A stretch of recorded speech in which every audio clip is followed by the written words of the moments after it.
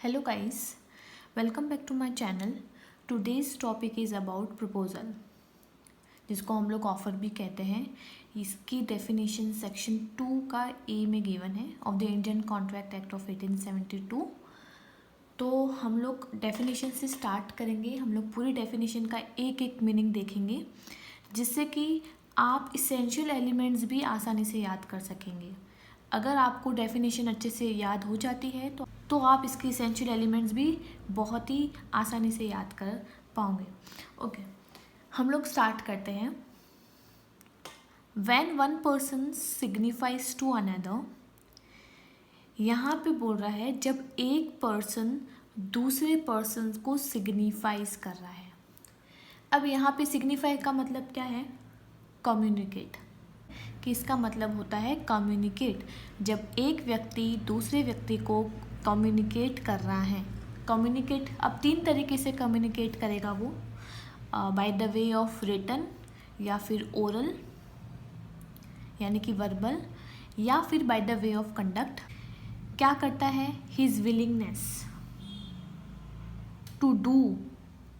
क्या? उसकी willingness means क्या होती है? उसकी इच्छा. जब एक व्यक्ति दूसरे व्यक्ति को कम्युनिकेट करता है, उसकी इच्छा रखता है कुछ करने की, टू डू, और to abstain from doing anything. Abstain का means not to do something, या फिर कुछ ना करने के लिए वो इच्छा रख रहा है. यानी कि यहाँ पे नेगेटिव ऑफर भी दे रहा है वो. ठीक है, तो यहाँ तक आपको समझ में आया. जब एक व्यक्ति दूसरे व्यक्ति को सिग्निफाइज कर रहा है. सिग्निफाइज 3 तरीके से कर सकते हैं: written, verbal and by the way of conduct. His willingness, उसकी उसकी इच्छा रखता है कुछ करने की या फिर कुछ ना करने की, विद द ऑब्जेक्ट, किस एम से? To obtaining the assent of another. Assent means स्वीकृति लेना, कंसेंट लेना. दूसरे पर्सन की कंसेंट लेने के ऑब्जेक्ट से. टू सच एक्ट और abstinence, then he is set to make a proposal. यहाँ पे एब्सटिनेंस का मतलब क्या होता है? कुछ ना करना. तो उस एक्ट को और कुछ ना करवाने को, उसको बोलेंगे हम लोग प्रपोजल. तब वो व्यक्ति क्या रख रहा है? प्रपोजल रख रहा है. मैंने इस डेफिनेशन को अलग अलग सेंटेंस में बना के रखा है, तब ताकि आपको इजीली समझ में आ जाए और आपको डेफिनेशन हार्ड ना लगे. इसेंशियल एलिमेंट्स में बोला है पहला कि 2 पार्टीज होगी इसमें. यहाँ पे हमने डेफिनेशन में पढ़ा था कि जब एक पर्सन दूसरे पर्सन को सिग्निफाइज कर रहा है, तो यहाँ पे मिनिमम 2 पर्सन्स का इन्वॉल्वमेंट है. एक प्रपोजर होगा और एक प्रपोजी होगा, जिसको हम लोग ऑफरर और ऑफरी भी कह सकते हैं, या फिर प्रॉमिजर या प्रॉमिजी भी कह सकते हैं. 2 पार्टीज हो गई. दूसरा पॉइंट है पॉजिटिव और नेगेटिव ऑफर. हमने डेफिनेशन में पढ़ा था कि एक व्यक्ति जब दूसरे व्यक्ति को सिग्निफाइज करता है, उसकी इच्छा रखता है कुछ करने की या फिर कुछ ना करने की, तो उसमें पॉजिटिव और नेगेटिव ऑफर दोनों ही आ रहे हैं. तीसरा है ऑब्टेन असेंट. उनका ऑब्जेक्ट क्या है? कि अगले वाले व्यक्ति की असेंट ली जाए. और ये सब चीज़ें जो है कम्युनिकेट होती है.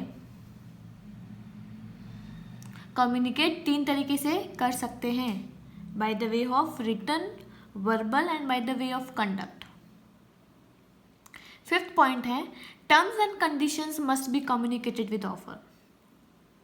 आप ऑफर तो कम्युनिकेट कर रहे हो, लेकिन उसके साथ उसमें क्या टर्म्स है, क्या कंडीशंस है, वो भी कम्युनिकेट आपको करनी पड़ेगी. फॉर एग्जाम्पल, अगर ऑफरी ने कोई प्रपोजल एक्सेप्ट किया और उसको बाद में पता चलता है कि ये टर्म्स और कंडीशंस थे, तब उस सिचुएशन में वो बाउंड नहीं होगा. ओके.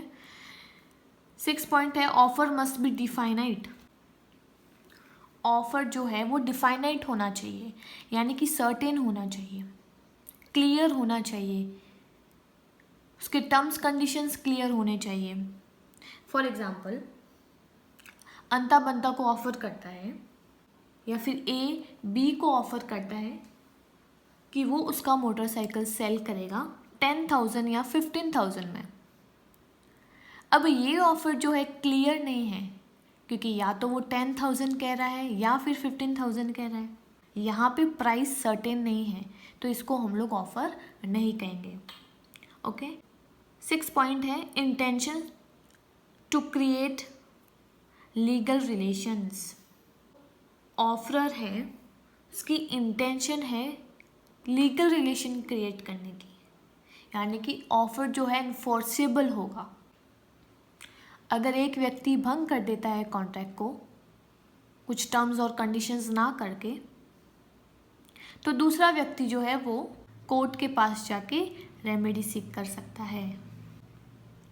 8 पॉइंट है offer should not bind the other party to reply. Offer दूसरे पार्टी को बाउंड नहीं कर सकता रिप्लाई करने के लिए। How? For example, A B को लिखता है कि मैं अपना राजमहल तुमको 5 लाख में बेचने के लिए तैयार हूँ,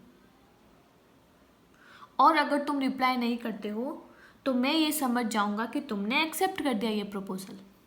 अब यहाँ पे जो प्रपोज़र है वो प्रपोजी को बाउंड नहीं कर सकता प्रपोज़ल एक्सेप्ट करने के लिए, क्योंकि अगर बी रिप्लाई नहीं करता है तो वहाँ कॉन्ट्रैक्ट बिल्डअप नहीं होता है। ओके, आई होप आपको ये डेफिनेशन और इसके एसेंशियल एलिमेंट समझ आए होंगे। अगर कोई भी डाउट है तो आप कमेंट सेक्शन में लिख सकते हैं। Thank you.